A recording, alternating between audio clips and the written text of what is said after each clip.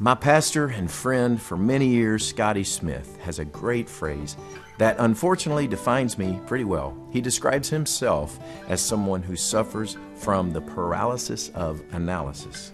And boy, can I relate to that one.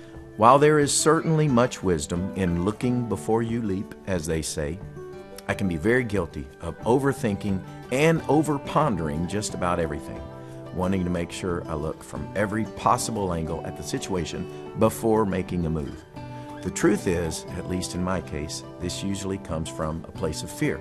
Fear of making a wrong move or doing the wrong thing.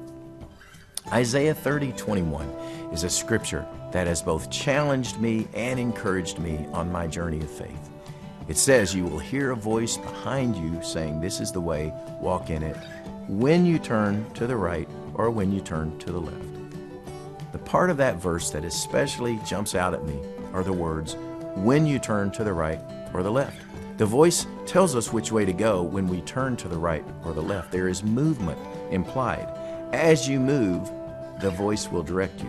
Recently, I made a trip to my wife's hometown of Springfield, Ohio. We had to travel several places that she was familiar with, but I had never been to.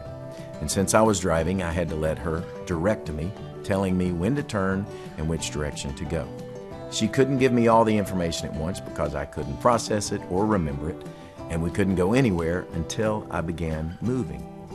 If I had it my way, I would have all the information ahead of time, but I believe God is after a relationship with us. He wants our dependence on Him because He wants us to know Him and experience His presence in our lives.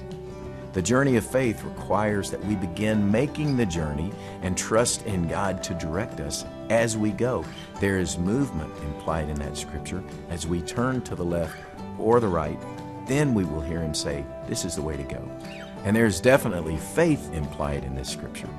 This is the adventure of faith that God has invited us into, trusting Him to lead us and direct us without knowing sometimes where we're going, but trusting His heart, His goodness, and His faithfulness, and listening for His voice as we make our journey.